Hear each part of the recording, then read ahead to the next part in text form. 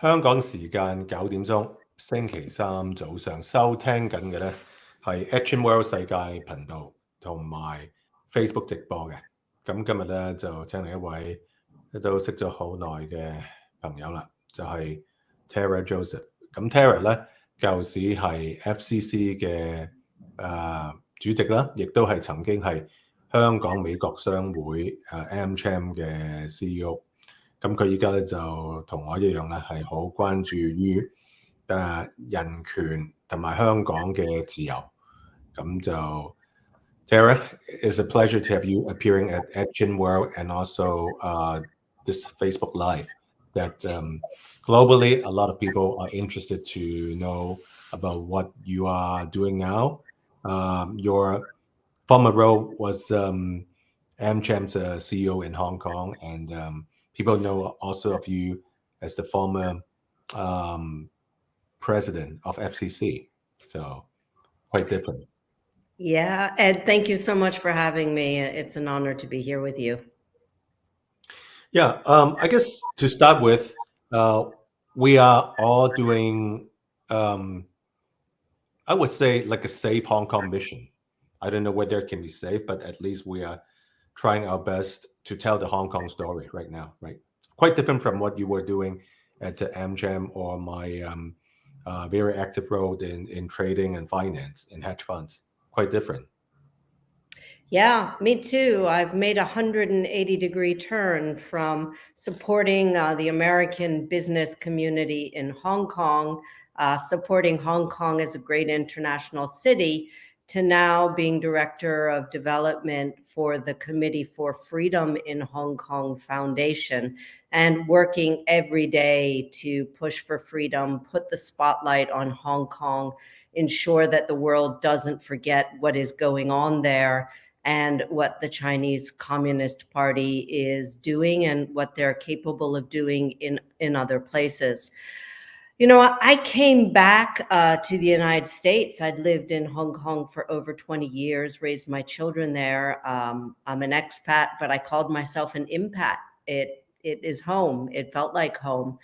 And I wanted to kind of move on because the last few years were so intense and despairing, but I can't do that. I can't let it go. I am very, very passionate about free flow of information and speech, about freedom of religion and global free trade. And so I really feel it's important to continue working on this mission. It's hard. Every day is a little sad. And I'm sure not as sad for me as many people who still have relatives there, who lost the city of their birth, etc. So I call myself a recovering Hong Konger. Right. Oh, I never asked you about the faith factor. Are you Catholic, Christian, or? I'm not Catholic. I go to a Presbyterian church. Yes. I found that a really helpful experience on my return to the US. Yeah. I go in Irvine, California, where there is a large Hong Kong community. I'm right near UCI Irvine as well. Right. And so that's really helpful too. Yeah. And we have a mutual friend too, from my old school, my alma mater, right? I won't mention his name. Yeah. So that's how we finally got reconnected, you know. Used to be, you know, just FCC press freedom stuff, you know, like we are all involved in. But even talking about FCC 外國記者會, I guess the fate of whether we will continue with the lease, it's almost like now, because the lease expires on January 1st, 2023, right? Yeah. And the sad part of it, though, for me, is that the FCC bent and canceled its Human Rights Press Awards, really in, I guess, a bid to ensure they can get the lease, or because they were scared because of the national security law. Yep. And as the former president, I was very distraught about that.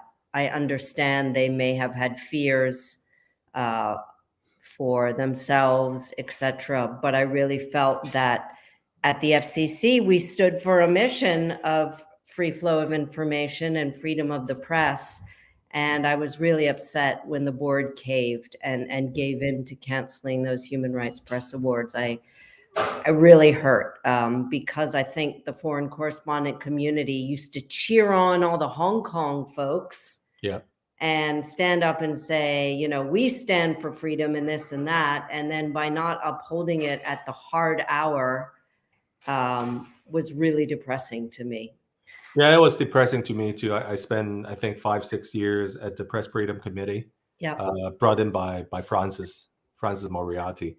But now it seems like the old folks, we're all overseas now. Can't really do much about it. But it's sad. And also your experience of visiting Macau, I want to talk about it. That was before the enactment of the national security law. You tried to go for an AmCham Macau event and you were stopped, right? That was right. Before NSL. Yeah, and again, it's this whole 180-degree turn, because when I was very active at FCC on the board and as president, we had huge freedoms to say what we want and did what we want. And in my early days at AmCham, it was like that too. But that's where the real buck really stopped, and I realized things were going to be different. I took the ferry over to Macau with a friend and had been to the AmCham Macau ball before. So I'd packed my ball gown. I was carrying my shoes in a bag. And I just expected that I'd go through immigration, get to the hotel, change, and go to the ball. But when I got there and presented my passport, immediately there was a look on the eye of the immigration official. And then immediately there was another immigration official who came up and escorted me over to an area and just kept me there and started asking me some really weird questions, like, where was your father born? What was his address? You know, things that really didn't have anything to do with my visit to Macau. And it became very clear there that the Macau officials were talking to someone else. They were making phone calls and trying to figure out what to do with me, but I didn't feel like they were steering it, if you know what I mean. Yeah. And time went on, and I really didn't know what was going to happen. In the end, I was there for about 5 hours, just kind of awaiting my fate. And I think their idea was to just hold me. Now, this was just before Xi Jinping was due to visit Macau. And I'm guessing I was on a list. You know, I'd hosted many activists quite proudly at the FCC. A lot of the pro-Beijing papers had pictures of me with folks like Joshua Wong and folks. So I guess that's what it was about, but I never found out. And eventually I said, I want to go back to Hong Kong. I don't want to stay here. Now, that probably would have been swept under the carpet, except that I told my old company Reuters about it, and then it became news. And then after that, it felt really unpleasant, because for the next few weeks in Hong Kong, I felt like a walking idiot, so to speak. Everyone's like, aren't you the person who was detained? You know, some were being like, wow, that must have been really hard. Others looked at me like, wow, you must be a bad person. So that was a weird experience, especially as a former journalist. I used to write the news, and then becoming the news became very weird to me. But even like right now with the enactment of the national security law, it's not quite certain that people who have not so-called make Beijing angry, but they might have got involved in some protests, you know, like in 2019, they might be stopped just at the airport, or they could be shipped directly to Beijing. Some people were even saying that, right? Yeah. You never know. Even if you enter Hong Kong, can you get out? That's also an uncertainty, even though the current chief executive, John Lee, says that Hong Kong is back to normal, asking people to invest. And then we just had this leadership and finance forum that turns out to be some sort of a joke. But then I'm not 100% convinced, Tara. If you see this ticket downstairs underneath, Yep. when you see a lot of people are still detained, more than 200 people, and some of the people you already know, like Jimmy Lai, for Yep. instance, his fate of whether he could have foreign legal counsel from the UK, a barrister to represent him, Tim Owen. Actually, the court will hand out the decision at 3 p.m. Hong Kong time today. You know, I would never have thought that even getting a legal representative to represent you is such difficult, to be honest. Yeah, and that's the terrifying thing about the national security law. It throws everything into doubt. And that doubt is almost daunting, more daunting than knowing whether you broke the rule or didn't, because there's so many shades of gray. Like, it should be obvious in Hong Kong, where there is so-called rule of law, that someone has a right to select their barrister. It should be obvious in Hong Kong that a British citizen, which Jimmy Lai is, should have the right to leave or to seek counsel from his own country. And all of these things that just are left festering and unfinished, all of these folks who are sitting in prison not knowing what their fate's going to be like, all of the self-censorship is really a constant gnaw. And I think on purpose, it's been horrifying and fascinating to watch what this does to a society, of leaving doubt everywhere, under every rock, and in every corner. Now, we all have been working very hard, and I know definitely you have been since you joined this new outfit. That most of the core people I know, we all know each other way back in Hong Kong. Do you think, the more voices that we make outside of Hong Kong, it helps the situation? I think it does. I think we need to be well organized, because I think we need to know what we're shooting for as a community and as a group. But I do think it's really important to keep the community together. And so that means working together, gathering together, doing podcasts like we're doing now.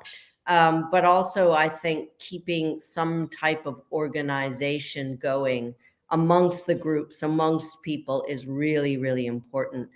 I would suggest actually that we all find ourselves in the same place once a year, all the different groups, so that we know each other and meet each other and stay in touch and keep the fire lit. I think that's really important. And maybe make a very visual and vocal gesture when we are all together. Light candles all together. Do something that will unite us and keep us going in what is a really long and arduous battle. I do think we have the quote unquote sympathy of many liberal democracies. And I think we need to continue talking to those politicians and people who will support us.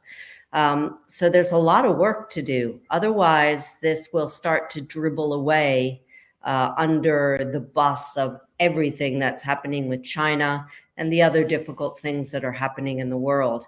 And I think we can set an example, as Hong Kong has always done, and as Hong Kong people have always done, set an example of being united, smart, and active. Right. And it's important that people from a business background, I mean, like you were heading AmCham for a few years, and then it carries more weight, even, to be honest, when suddenly you say this 180-degree turn, talking about the true Hong Kong story, defending or upholding justice, and then care about those who are detained. It could be a long, long time. I don't know. This NSL, it's quite unpredictable. Yeah. So there's also a lot of unpredictability, Ed. I mean, China's very unpredictable now as well. US-China relations are unpredictable. British-China relations are unpredictable, and increasingly European-China relations are unpredictable. So a lot of crazy things can happen in the next few years. I think as Hong Kongers, us keeping the spotlight on Hong Kong, staying united and staying tough and strong is really important, because who knows what's going to happen? It's impossible to predict. Right. So I want to ask you about the Hong Kong. Now we have done a few shows in Canada, and since you joined, have you been showing the documentary on the West Coast? I just want to get to know more about what's going on. Yeah, so my role is as Chief of Development. So I'm also working to raise funds for this fight, which is going to be long and arduous. Yeah. I'm planning to hold several fundraising dinners featuring the Hong Konger as a movie, and doing that on the West Coast and probably on the East Coast as well. I think showing the movie in particular to people who are not that familiar with Hong Kong is very important, because as folks who've lived and either been born in Hong Kong or had to leave under duress, we understand Hong Kong. People have an image of Hong Kong, but that movie, The Hong Konger, really tells a very, very important story.